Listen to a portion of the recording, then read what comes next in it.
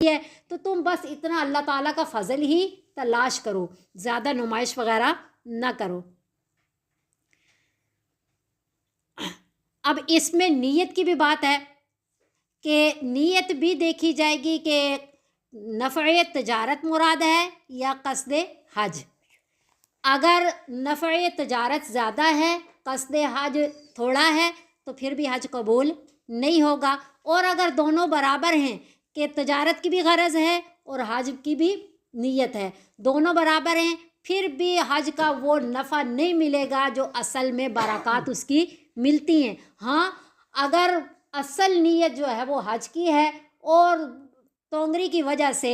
تنگی کی وجہ سے پھر کچھ تجارت بھی کر لی، تو پھر یہ ہے کہ حج کی برکات ملیں گی، کیونکہ اصل نیت کیا ہے؟ حج کی ہے۔ فَإِذَا أَفَضْتُم مِّنْ عَرَفَاتٍ فَاذْكُرُوا اللَّهَ، پس جب لوٹو تم عرفات سے تو پس ذکر کرو اللہ تعالیٰ کا، عند المشعر الحرام، مشعر حرام کے پاس۔ پس جب لوٹو تم عرفات سے، سب سے پہلے عرفات کے بارے میں سمجھتے ہیں کہ عرفات لفظ جو ہے وہ لفظاً جمع ہے، اور یہ ایک میدان کا نام ہے جہاں پہ وقوف عرفات ہوتا ہے، وقوف عرفات۔ اور یہ وقوف عرفات حج کا ایک اتنا اہم رکن ہے کہ اس کی اگر ادائیگی نہ ہو تو پورا حج نہیں ہوگا۔ اور اس کو عرفات کیوں کہتے ہیں؟ اس وجہ سے بھی کہ یہ جو عرفات کا میدان ہے، یہاں اللہ رب العزت کی عبادت اور اللہ رب العزت کا ذکر کر کے ایک تو اللہ تعالیٰ کا قرب ملتا ہے، دوسرا انسان کو اللہ کی معرفت نصیب ہوتی ہے، اللہ کی پہچان نصیب ہوتی ہے۔ اور جس بندے کو اللہ کی معرفت مل جائے وہ دنیا میں بھی کامیاب ہو گیا اور آخرت میں بھی کامیاب ہو گیا، کیونکہ ہماری زندگیوں کا اصل مقصد اللہ تعالیٰ کی پہچان ہے۔ تو یہاں سے اللہ تعالیٰ کی پہچان ملتی ہے۔ اور عرفات اس کو بھی اس لیے بھی کہتے ہیں کہ پوری دنیا کے لوگ اکٹھے ہوئے ہوتے ہیں اور ایک دوسرے سے تعارف بھی ہو جاتا ہے، اس لیے بھی اسے عرفات کہتے ہیں۔ فذکر اللہ یعنی لوٹو عرفات سے۔ عرفات میں کتنا ٹھہرتے ہیں؟ یعنی زوال آفتاب سے لے کر کے مغرب تک وقوف عرفات ہوتا ہے، وہاں پہ ٹھہرتے ہیں۔ اور پھر جو مغرب کے بعد چلے جاتے ہیں مزدلفہ میں، اور یہ مشعر حرام جو ہے، مشعر کہتے ہیں شاعر کو اور حرام کہتے ہیں مقدس، یعنی مقدس شعار، اسلام کا ایک شعار، یعنی اسلام کی ایک علامت ہے۔ یہ ایک پہاڑی کا نام ہے اور اس کے ارد گرد جو ہے وہ سارا مزدلفہ کا میدان ہے۔ تو یعنی مشعر الحرام کے پاس ٹھہرو، یعنی کہ مزدلفہ میں ٹھہرو۔ تو مزدلفہ میں کب ٹھہرو؟ یعنی مغرب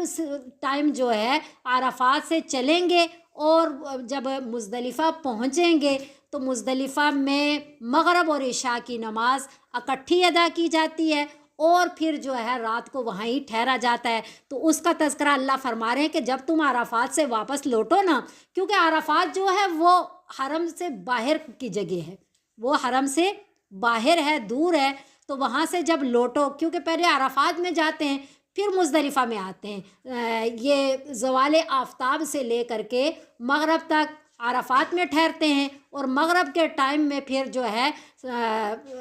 مزدلفہ کی طرف آنا شروع کرتے ہیں۔ اور جب مزدلفہ میں پہنچتے ہیں، جو مشعر الحرام ایک پہاڑی ہے، اس پہاڑی کے گرد جو میدان ہے اس کو مزدلفہ کہتے ہیں، اور وہاں ٹھہرتے ہیں رات کو، مغرب اور عشاء کی نماز بھی اکٹھی پڑھتے ہیں اور پھر رات بھی وہاں ہی گزارتے ہیں۔ تو اس کے بارے میں اللہ ایک بات فرما رہے ہیں کہ وَاذْكُرُوهُ كَمَا هَدَاكُمْ، اور یاد کرو اللہ تعالیٰ کو جیسا کہ اس نے تمہاری رہنمائی کی، تمہیں طریقہ بتایا اللہ نے۔ وَإِن كُنتُم مِّن قَبْلِهِ، اور بے شک تھے تم اس سے پہلے، اللہ کے بتانے سے پہلے، لَمِنَ الضَّالِّينَ، ناواقف تھے، تمہیں اس کی سمجھ نہیں تھی۔ اب اللہ نے جیسا بتا دیا ہے تم اللہ کا ذکر ویسے ہی کرو، اور ذکر تو کرتے ہی کرتے ہیں جو بھی عبادت کریں اللہ تعالیٰ کی، لیکن بالخصوص جو مزدلفہ کا ذکر ہے نا،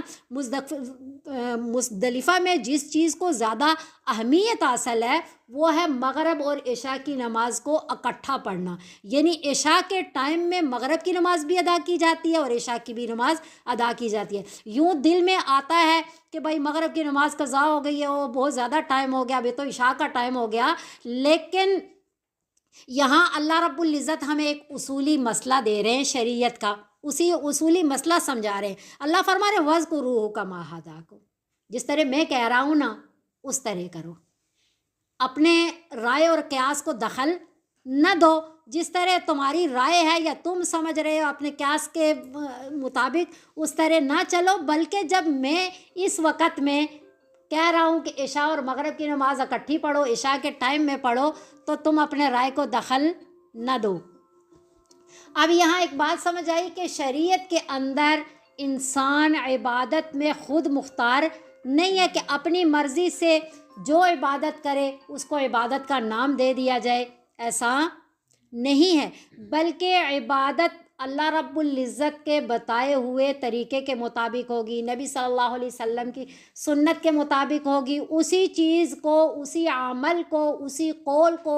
عبادت کہا جائے گا جو اللہ اور اللہ کے رسول صلی اللہ علیہ وسلم نے شریعت کے طور پہ ہمیں بتا دی۔ اپنی طرف سے اس میں کمی بیشی کرنا، اپنی طرف سے اس میں تقدم و تأخر کرنا کہ جو بعد کرنے والی تھی اس کو پہلے کیا، جو پہلے کرنے والی تھی اس کو بعد میں کیا، جو کم بتائی اس کو زیادہ کر دیں اور جو زیادہ بتائی اس کو تھوڑا کر دیں۔ بے شک جو چیز اللہ نے کم بتائی اس کو زیادہ کر دینا بھی اللہ تعالیٰ کو پسندیدہ نہیں ہے، گو کہ اللہ کی ہی عبادت کی جا رہی ہے، لیکن اس کو عبادت کا نام ہی نہیں دیا جائے گا، اس کو خیالات فاسدہ کہا جائے گا یا آباء و اجداد کی رسومات کہا جائے گا، اس کو عبادت کا نام دیا ہی نہیں جائے گا۔ کوئی چیز جو اللہ رب العزت نے اس کو خاص نہیں کیا اس کو خاص کر دینا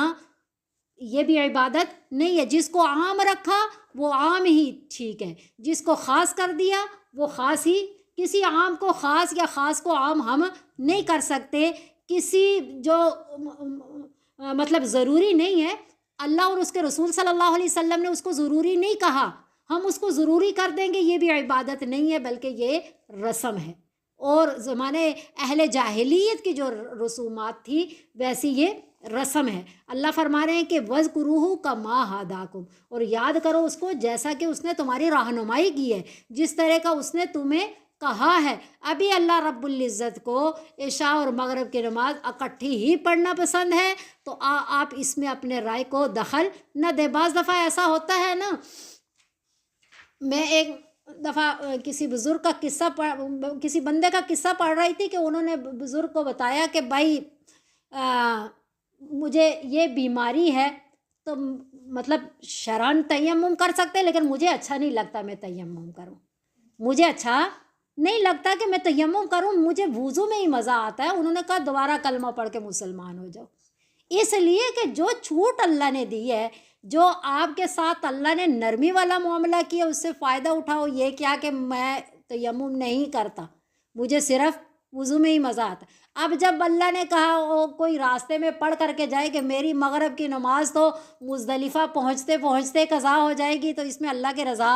نہیں مل سکتی کہ اللہ نے کہا ہے مغرب اور عشاء کے اکٹھی پڑھو اور مزدلفہ میں ہی جا کر کے پڑھو، اور مغرب کی نماز کو عشاء کے ٹائم میں اس کے ساتھ ملا کر کے ادا کرو۔ تو یہ چیز ہمیں بہت سارے مسائل سمجھا دیتی ہے شریعت کی کہ اپنی مرضی نہیں ہے، اپنی مرضی سے کوئی تقدم و تاخر نہیں ہے، اپنی مرضی سے کوئی کمی بیشی نہیں ہے، اپنی مرضی سے کوئی خاص و عام نہیں ہے۔ جس کو اللہ نے خاص کر دیا وہ خاص ہے، جس کو اللہ نے عام کر دیا وہ عام ہے مسئلہ۔ اب ہم اگر مستحب کو سنت کا درجہ دے دیں، سنت کو واجب کا درجہ دے دیں، واجب کو فرض کا درجہ دے دیں، تو اس سے اللہ کی رضا نہیں ملتی۔ اور کسی ولی کو ہم نبی اور نبی کو اللہ کہہ دیں تو اس سے کوئی اللہ کی رضا نہیں ملتی۔ جس طرح نبی ولی ہے، نبی نبی ہے، اللہ اللہ ہے، اسی طرح مستحب الگ، مستحب کا اپنا درجہ ہے، سنت کا اپنا درجہ ہے، واجب کا اپنا درجہ ہے، فرض کا اپنا درجہ ہے۔ کسی اب مستحب کام کو ہم فرض کا درجہ دے دیں گے، یہ ٹھیک نہیں ہے۔ وَإِن كُنتُم مِّن قَبْلِهِ لَمِنَ الضَّالِّينَ، آگے اللہ فرمائے ثُمَّ أَفِيضُوا مِنْ حَيْثُ أَفَاضَ النَّاسُ، پھر افیزو چلو، من حیث افاظن لوٹو ہے نا، پھر لوٹو تم لوٹو من حیث افاض الناس، جہاں سے لوٹتے ہیں لوگ۔ یہاں جو بیت اللہ کے مجاور تھے، بیت اللہ کے محافظ تھے، جو قریش عرب تھے، جو اپنے آپ کو ان کا اقتدار جو تھا پورے عرب پہ مسلم تھا، سارے اس کو تسلیم کرتے تھے اور ان کی ایک ممتاز حیثیت تھی۔ لوگ ان کو ایک کہ یہ مشرکین قریش عرب ہیں، ان کا ایک مقام تھا، لیکن انہوں نے اپنے مقام کے اظہار کے لیے اپنا ایک انداز اپنایا ہوا تھا دوران حج بھی، کہ عرفات باہر ہے اور مزدلفہ اندر ہے حرم میں، تو وہ کہتے تھے کہ ہم بیت اللہ کے مجاور ہیں، ہم بیت اللہ کے محافظ ہیں، ہمارا ایک مقام ہے، ہمارا حرم سے باہر نکل جانا جو ہے نا ٹھیک ہے نہیں ہے، یہ ہماری شان کے خلاف ہے کہ ہم حرم سے باہر جا کر کے ادھر عرفات میں جائیں، ہم عرفات میں نہیں جاتے۔ اور وہ ادھر مزدلفہ ہی کے وقوف کو زیادہ اہم سمجھتے تھے، اور جیسا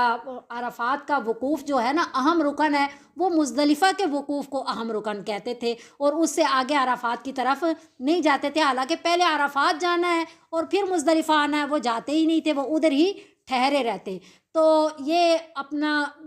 ظاہر کرنا چاہ رہے تھے کہ ہمارا کوئی ایک مقام ہے۔ تو اللہ رب العزت نے فرمایا کہ یہ تم اپنے مقام کا اظہار نہیں کر رہے، بلکہ یہ تمہارا تکبر ہے کہ تم ادھر نہیں جا رہے، اور یہ تکبر جو ہے انسان کو فائدہ نہیں دیتا۔ نبی صلی اللہ علیہ وسلم نے اپنے آخری حج کے خطبے میں بھی آپ صلی اللہ علیہ وسلم نے اسی چیز کا درس دیا کہ کسی گورے کو کالے پہ اور کسی کالے کو گورے پہ، کسی عجمی کو عربی پہ اور کسی عربی کو عجمی پہ کوئی فوقیت حاصل نہیں ہے، اگر حاصل ہے تو تقوی ایک معیار ہے، اس کی بنیاد پہ فوقیت حاصل ہو سکتی ہے کہ جو جتنا متقی ہے وہ اتنا ہی معزز ہے، یوں کسی کو کوئی فوقیت حاصل نہیں ہے۔ اس لیے اللہ رب العزت نے یہاں انہیں اس چیز کا درس دیا کہ آپ بھی عرفات میں جاؤ گے تو تب تمہارا حج قبول ہوگا، اگر عرفات میں نہیں جاؤ گے تو تمہارا حج قبول نہیں ہوگا۔ کہ ثم افیضوا، پھر تم لوٹو من حیث افاض الناس، جہاں سے لوگ لوٹتے ہیں، جہاں عرفات میں جا کر کے وہاں سے لوگ مزدلفہ کی طرف واپس آتے، تم بھی وہاں جاؤ، وہاں وقوف عرفہ کرو، اور پھر اس کے بعد وقوف مزدلفہ کے لیے وہاں سے لوٹ کر کے آؤ، اور اس سے پہلے جو تم کر چکے ہو نا واستغفر اللہ، تم اللہ سے معافی مانگو اس کی، ان اللہ غفور الرحیم، بے شک اللہ رب العزت بخشنے والے ہیں، رحم کرنے والے ہیں۔ پھر اس کے بعد ایسا ہوتا تھا کہ جب مطاف میں تو طواف بھی ہو گیا، سعی بھی ہو گئی، وقوف عرفہ بھی ہو گیا، وقوف مزدلفہ بھی ہو گیا، قربانی بھی ہو گئی، سارے افعال حج پورے ہو جانے کے بعد جو عرب والے تھے وہ اس طرح کیا کرتے تھے کہ اس کے بعد جو ہے مینا کے مقام پہ بہت بڑا اجتماع لگا کر کے، بہت بڑا اجتماع ہوتا تھا اور وہاں مشاعرے ہوتے تھے، سارے لوگ بیٹھتے تو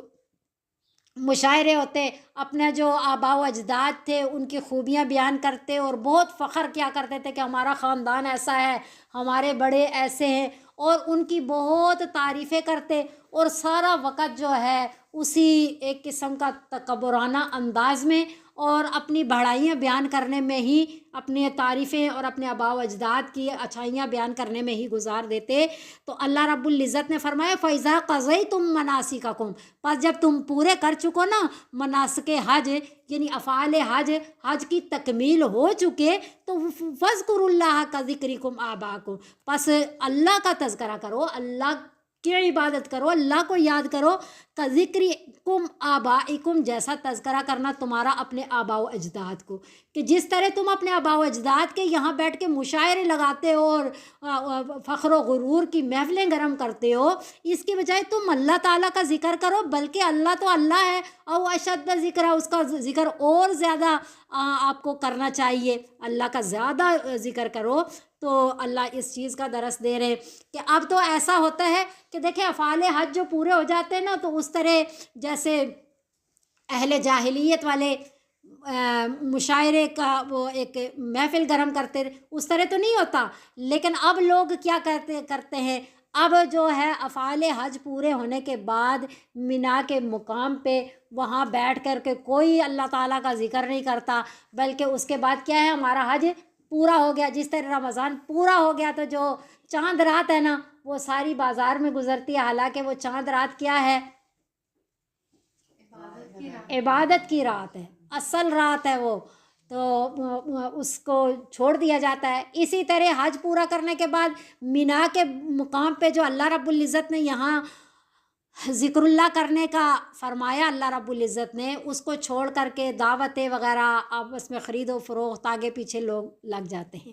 تو یہ ان کے لیے بھی ہے کہ بجائے اس کے کہ آگے پیچھے دعوتوں میں مشغول ہوں، خرید و فروخت میں مشغول ہوں، اللہ رب العزت کا وہاں ذکر کریں اور کثرت کے ساتھ اپنے حج کی قبولیت کی دعائیں کریں۔ وہ جگہ ہے کہ وہاں اللہ رب العزت نے ذکر کرنے کو کہا، دعائیں مانگنے کو کہا۔ اور کچھ لوگ وہاں ایسا کرتے تھے کہ مشاعرے تو نہیں کرتے تھے، یعنی کہ اپنے آباء و اجداد کی بڑائیاں تو نہیں بیان کرتے تھے، اللہ سے دعائیں ہی مانگتے تھے۔ لیکن دعائیں مانگنے میں دیکھو مومن وہ ہے، تین ہمارے بڑے عقیدے ہیں، ایک ہے عقیدہ توحید، ایک ہے عقیدہ رسالت، اور ایک ہے عقیدہ آخرت، جو اللہ کو بالکل مان رہا ہے، نبی صلی اللہ علیہ وسلم کو بھی مان رہا ہے، لیکن عقیدہ آخرت نہیں پکا کہ مرنے کے بعد دوبارہ زندہ ہونا ہے، اللہ تعالیٰ حساب کتاب لیں گے، جنت اور جہنم کا فیصلہ ہوگا، تو وہ بھی مومن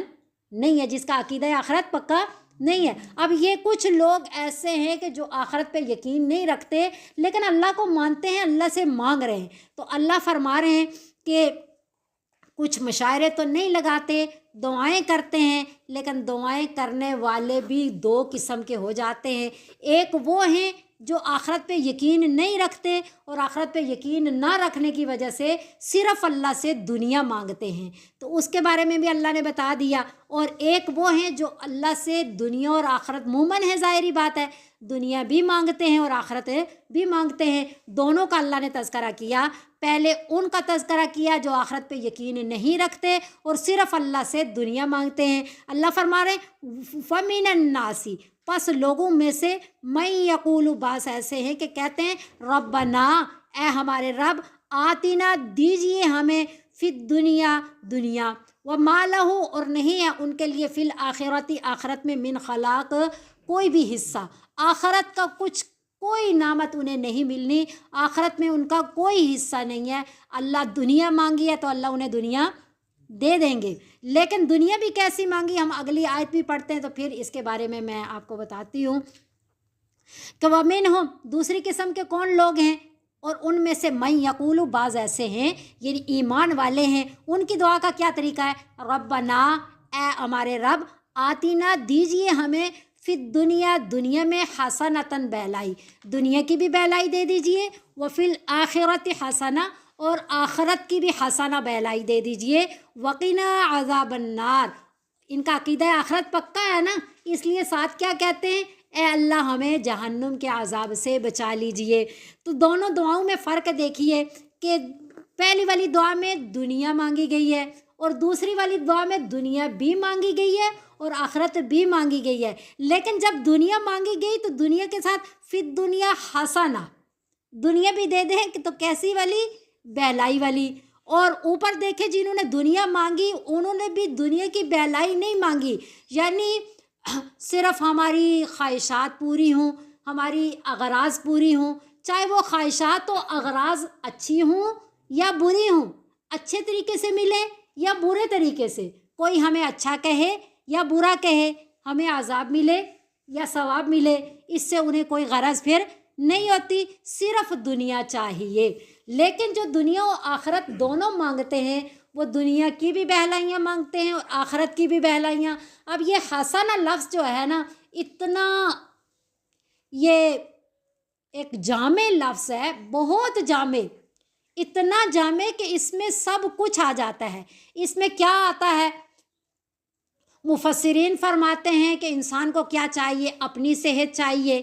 اس میں اپنی صحت بھی آ جاتی ہے، اہل و عیال کی صحت بھی آ گئی، اور اس میں رزق حلال جو ہے اس کی برکات، اس کی کثرت، سب کچھ آ گیا۔ دنیا کے جتنے بھی کام ہیں انسان کے، جتنے بھی حاجات ہیں، وہ ساری حاجات بھی اس میں آ جاتی ہیں۔ اور پھر جو ہے علم نافع بھی اس میں آ گیا، عزت و رفت بھی اس میں آ گئی، اور صراط مستقیم، عقائد کی درستگی بھی اس میں آ گئی، ہدایت کی، صراط مستقیم کی جو ہدایت ہے وہ بھی اس میں آ گئی، اعمال صالحہ کے اندر جو اخلاص ہے نا وہ بھی اس میں آ گیا، کیونکہ یہ سارا کچھ دنیا میں کیا جاتا ہے۔ یہ سارا کچھ ہم سوچتے ہیں نا کہ دنیا کی بہلائی سے مراد مال و دولت ہے، آسائش آرام ہے، بس یہاں تک دنیا، یہ دنیا ہے، لیکن جب اس کے ساتھ ہم نے حسنہ لگا دیا نا تو دنیا کے اندر جو ایسی چیز جو ہمیں دنیا میں بھی نفع دے اور اس کے ذریعے آخرت میں بھی ہمیں نفع ملے، وہ ساری کی ساری چیز حسنہ میں آتی ہے۔ اس لیے ساری چیزیں، حتیٰ کہ اخلاق حمیدہ بھی اسی میں آ گئے، اعمال صالحہ بھی اسی میں آ گئے، علم نافع بھی اسی میں آ گیا، اور عقائد کی درستگی بھی اسی میں آ گئی، اور جو صراط مستقیم کی ہدایت ہے وہ بھی اس میں آ گئی، حتیٰ کہ اعمال کے اندر جو اخلاص ہوتا ہے نا وہ بھی اسی میں آ گیا۔ جب ہم دنیا کی بہلائی مانگ رہے ہوں نا تو اپنے ذہن میں یہ ساری چیزیں رکھنی چاہیے کہ یہ سب کچھ دنیا میں ملتا ہے، چاہے ہمارے باطن سے تعلق رکھ رہا ہے، چاہے ہمارے ظاہر سے تعلق رہا ہے، چاہے انفرادی طور پہ ہمیں مل رہا ہے یا ہماری دعا کے ذریعے ہمارے سارے اہل و عیال اور ہمارے خاندان، اور جہاں تک ہماری دعا کا اثر جا رہا ہے وہاں اس حسنہ کا اثر جا رہا ہے۔ اب وفی الآخرت حسنہ جب مانگتے ہیں تو اس سے کیا مراد ہے؟ اس سے جو آخرت میں ملنا ہے، اور آخرت میں کیا ملتا ہے؟ جنت ملتی ہے۔ جنت کا جتنا حسنہ مانگیں گے اتنا جنت کا اعلیٰ درجہ ملے گا، جتنا حسنہ مانگیں گے اللہ کی رضا اور اللہ کا دیدار ملے گا۔ تو یہ آخرت کی حسنہ میں کیا شامل ہے؟ جنت اور جنت کی نعمتیں، اللہ کی رضا اور اللہ کا دیدار، یہ آخرت میں ملتی ہیں۔ باقی ساری چیزیں چاہے وہ باطن سے تعلق رکھتی ہیں نا وہ دنیا میں ملتی ہیں۔ تو اس لیے ہمارے ذہن میں یہ ہے نا کہ ہم دنیا مانگ رہے ہیں اللہ سے، ربنا آتنا فی الدنیا، دنیا مانگ رہے ہیں، اس میں دنیا بھی ساری آ گئی، کیونکہ اس آیت کے اندر جو لوگ ایسے جاہل درویش جو یہ سوچتے ہیں کہ اللہ سے دنیا مانگنی ہی نہیں چاہیے، ہمیں دنیا کی کوئی پرواہ نہیں، ہمیں صرف آخرت چاہیے، حالانکہ ایسے ایسے الفاظ بھی استعمال کر دیتے ہیں کہ اے اللہ جو آپ نے نعوذ باللہ مجھے عذاب دینا یا کچھ تو اس کا معاملہ دنیا میں کر لیں، آخرت میں کچھ بھی نہ ہو۔ ہم اللہ کے ذرہ برابر تکلیف دنیا میں بھی برداشت نہیں کر سکتے، اس لیے اللہ سے ہمیشہ بہلائی و عافیت مانگنی چاہیے۔ ہمیں نبی صلی اللہ علیہ وسلم نے اسی چیز کا درس دیا، اور نبی صلی اللہ علیہ وسلم نے اس پر مفہوم یہ ہے کہ سب سے بڑی دعا عافیت ہے۔ ہمیشہ اللہ سے دعا مانگنی چاہیے، اے اللہ ایمان کی، جان کی، اولاد کی، عزت آبرو کی، روحانی، جسمانی، ظاہری، باطنی، دنیاوی، اخروی، اللہ ہمیں عافیت عطا فرما دیجیے۔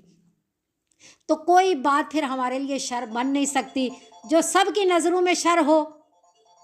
کہ یہ بندہ بڑی تنگی میں ہے، یہ بہت تکلیف میں ہے، پوری دنیا مل کے بری کہہ رہی ہو، لیکن جب عافیت مانگی ہوئی ہے تو وہ چیزیں بھی ہمارے لیے عافیت بنیں گی، آخرت میں کامیابی کا ذریعہ بنیں گی۔ طوفان کر رہا تھا میرے عزم کا طواف،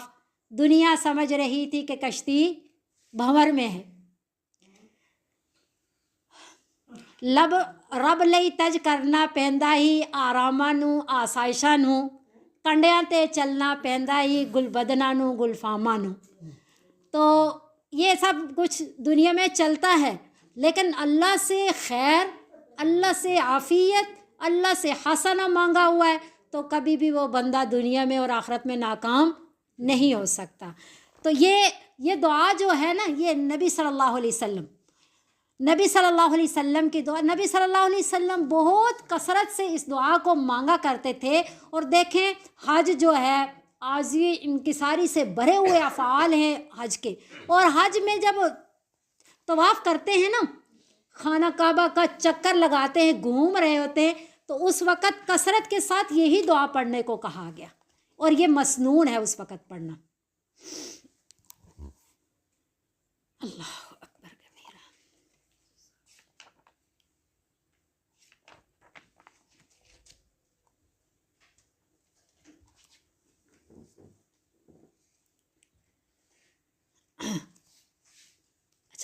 आगे उलाइका लहुम नसीबुम मिम्मा,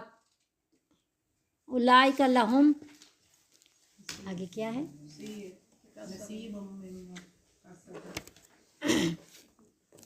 उलाइका लहुम नसीबुम मिम्मा कसबू, यही वो लोग हैं कि उनके लिए हिस्सा है मिम्मा, उस चीज़ का कसबू जो उन्होंने कमाया, कि उन्होंने ये दुआ पढ़ ली, उन्होंने ये अमल किया, तो उनके लिए एक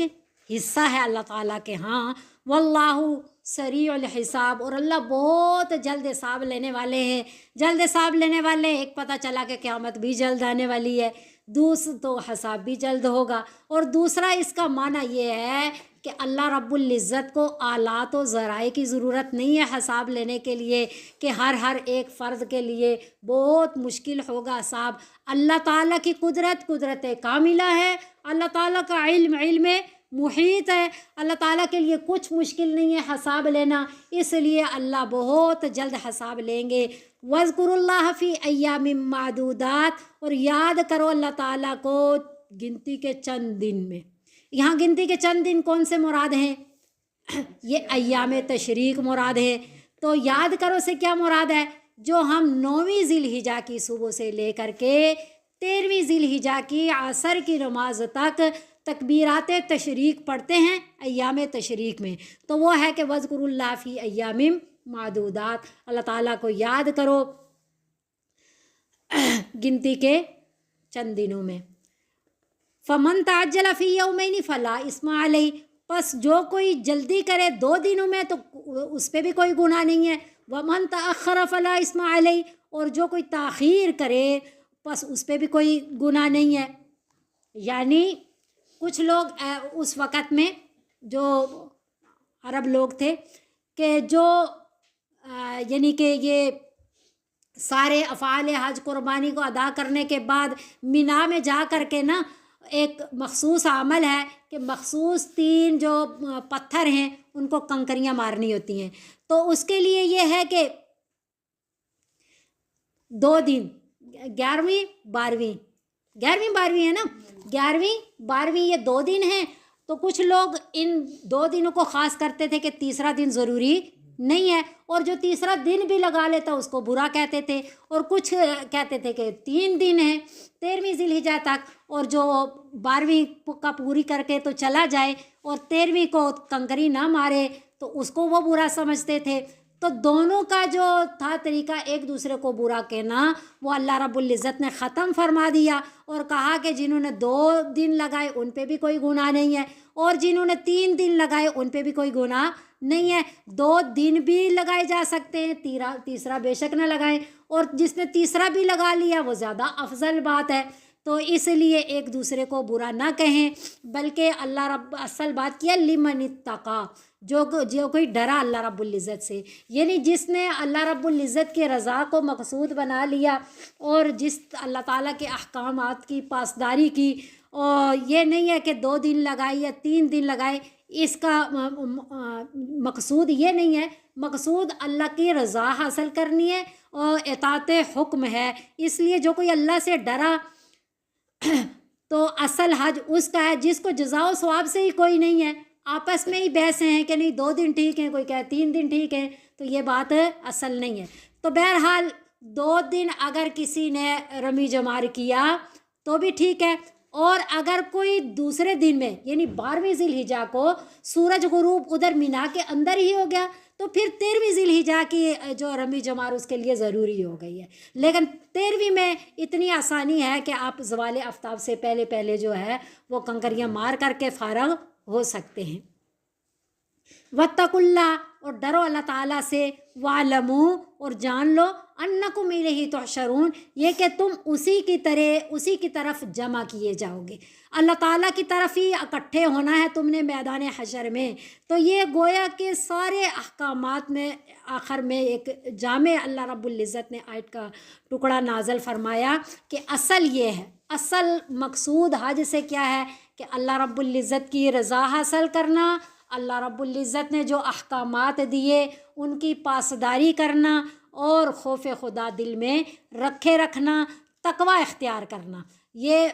جس طرح حدیث مبارکہ میں آتا ہے نا کہ جس بندے نے حج کر لیا، مفہوم یہ ہے کہ وہ اس طرح گناہوں سے پاک ہو گیا جیسا کہ آج ہی ماں کے پیٹ سے پیدا ہوتا ہے، جس طرح پیدا ہوا ہے، جس طرح بچہ گناہوں سے پاک و صاف ہوتا ہے، جس نے احکامات کی پاسداری کرتے ہوئے، دل میں اللہ کا خوف رکھتے ہوئے جس طرح حج کرنا چاہیے اس طرح حج کیا، تو اللہ رب العزت اس کو گناہوں سے اس طرح پاک و صاف فرما دیں گے جس طرح بچہ پیدا ہوتا ہے تو گناہوں سے پاک و صاف ہوتا ہے۔ ایک بزرگ فرماتے ہیں کہ جب میں حج کر کے آیا تو پھر جو ہے کہ میرے دل میں کسی گناہ کا وسوسہ آیا تو فوراً مجھے غیب سے ایک آواز آئی کہ کیا تو نے حج نہیں کیا، کیا تو نے حج نہیں کیا؟ تو یہ الفاظ جو ہے میرے اور میرے گناہ کے درمیان رکاوٹ بن گئے کہ بار بار مجھے آواز آتی کہ جب بھی کوئی گناہ کرنے کا ارادہ کرتا کچھ بھی تو مجھے آواز آتی کہ کیا تو نے حج نہیں کیا، تو میں فوراً جو ہے گناہ سے رک جاتا۔ اور ایک مولانا جامی رحمۃ اللہ علیہ، ان کے ایک مرید تھے، ان کو ایسا تھا کہ ان کو ہر وقت اپنے اوپر ایک نور محسوس ہوتا تھا کہ اللہ نے میرے اوپر نور رکھا ہوا ہے، یعنی کہ نور کا سایہ کیا ہوا ہے، کیونکہ بہت بڑے بزرگ تھے۔ تو انہوں نے حج کیا، جب حج کر کے واپس تشریف لائے تو جو نور تھا وہ بڑھ جانا چاہیے تھا، لیکن ہوا یہ کہ جو نور تھا وہ ختم ہو گیا۔ تو وہ اپنے شیخ کے پاس گئے اور پوچھا کہ میں ابھی حج کرنے نہیں گیا تو مجھے یوں محسوس ہوتا ہے کہ میرے سر کے اوپر اللہ رب العزت نے نور کا سایہ کیا ہوا ہے، نور محسوس ہوتا تھا، لیکن جب میں حج کر کے آیا اور میں اپنے طرف سے اچھا حج کیا، لیکن یہ ہے کہ اب وہ نور ختم ہو گیا۔ تو مولانا جامی رحمۃ اللہ علیہ نے فرمایا کہ حج کرنے سے پہلے جو ہے تمہارے میں عاجزی و انکساری تھی، اس عاجزی و انکساری کی وجہ سے جو ہے تمہارے اوپر اللہ رب العزت نے نور کا سایہ کیا ہوا تھا، لیکن جب تم حج کر کے آئے تو دل میں یہ بات پیدا ہو گئی کہ میں نے تو حج بھی کر لیا اور اتنا بڑا کام کیا، تو تمہارے دل کے اندر یہ ایک غرور والی چیز پیدا ہو گئی جس کی وجہ سے جو نور آپ کے اوپر تھا وہ ختم ہو گیا۔ تو یہ اکثر میں کہتی ہوں کہ ہم مدارس میں تھے نا، تو ہم عید آتی تو عید کی چھٹیاں ملا کرتی تھی، بہت 6 ماہ بعد چھٹی ہوتی تھی۔ جب عید کی چھٹی ہوتی تو جب بتا دیا جاتا کہ 15-20 دن بعد چھٹی ہوتی ہے، تو کتنی دفعہ ایسے ہوا کہ چھٹی کے اور عید کے انتظار میں ہم نے صرف دن نہیں گنے، پھر گھنٹوں کا حساب لگا کے، پھر اس کو منٹ کے ساتھ ضرب دے کے منٹ گنے، پھر سیکنڈ گنے کہ اتنے سیکنڈ کے بعد ہم امی سے جا کر کے ملیں گے، یعنی اتنا انتظار اور اتنی اس میں لذت اور اتنی اس میں تڑپ اور بہت کچھ، اور جب پہنچ جاتے تو وہ والا اتنا وہ اس کی تڑپ باقی نہیں رہتی تھی۔ تو بعض دفعہ ایسا ہے کہ عمل سے عمل کے پہلے والی جو تڑپ ہوتی ہے نا وہ زیادہ ہوتی ہے، اور اسی طرح جو مثلاً گناہگار ہوتے ہیں ان میں خوف خدا ہوتا ہے، وہ تڑپ رہے ہوتے ہیں، رو رہے ہوتے ہیں، اللہ سے معافیاں مانگ رہے ہوتے ہیں، اور وہ پھر نیکوکار ہوں بہت زیادہ، تو بعض دفعہ شیطان دل میں باتیں بھی ڈال دیتا ہے کہ تم تو نیکی ہی کر رہے ہو، تم تو تہجد گزار ہو، تم تو اتنے بڑے اللہ تعالیٰ کے ولی ہو، تو پھر جو ہے کچھ نہ کچھ فخر و غرور سینے کے اندر پیدا ہو جاتا ہے جو بہت انسان کو نقصان دے دیتا ہے۔ اللہ رب العزت نے قرآن شریف میں فرمایا نا، بہت مجھے اچھی لگتی ہے، ہر آیت اچھی ہے، لیکن اتنا مزہ ملتا ہے کہ اللہ فرما رہے ان اللہ یحب التوابین ویحب المتطہرین، کہ اللہ محبت کرتے ہیں توابین سے۔ تو توابین کون ہیں؟ جو گناہ کر کے توبہ کرتے ہیں، اور متطہرین کون ہیں؟ جو بچے رہتے ہیں، گناہ نہیں کرتے۔ تو پہلے اللہ نے ذکر کیا توابین کا، اور پھر جو ہے وہ متطہرین کا۔ اسی طرح کا ایک واقعہ بھی ملتا ہے کہ ایک بزرگ جو ہے ان سے کسی نے پوچھا، وہ کوئی کام کر رہے تھے دھاگے کا، تو کسی نے پوچھا کہ آپ بتائیں کہ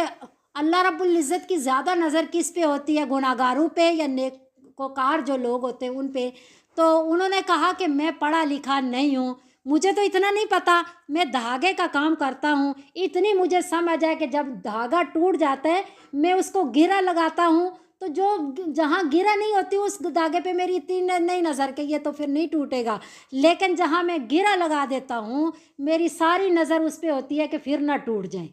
تو اس لیے گناہ گاروں پہ بھی اللہ کی نظر آتی ہے۔ اللہ رب العزت اپنی رحمت والا معاملہ فرماتے ہیں، کہیں بھی مایوس نہیں ہونا چاہیے۔ اللہ رب العزت جو ہے وہ ضرور توبہ کو قبول فرماتے ہیں، بس عاجزی ان کی ساری ہونی چاہیے۔ من تواضع للہ رفع اللہ، جو جتنی تواضع اختیار کرے اللہ رب العزت اس کو اتنی ہی بلندیاں عطا فرماتے ہیں۔ آگے پڑھیں، رکو پورا کریں۔ وَمِنَ النَّاسِ مَن يُعْجِبُكَ قَوْلُهُ فِي الْحَيَاةِ الدُّنْيَا، اور لوگوں میں سے یہ ادھر تک ٹھیک ہے، چلیں اللہ ہمیں عمل کی توفیق عطا فرمائے، اخلاص، عمل، استقامت اللہ ہمیں نصیب فرمائے، اور جو کچھ ہم پڑھتے ہیں اللہ رب العزت اس کو ہمارے دلوں کی بہار بنا دے، اور اس قرآن کے نور سے اللہ ہمارے سینوں کو منور فرما دیں، ہماری زبانوں پہ جاری و ساری فرما دیں، ہمارے جسموں پہ اس کے احکامات لاگو فرما دیں۔ السلام علیکم ورحمۃ اللہ وبرکاتہ۔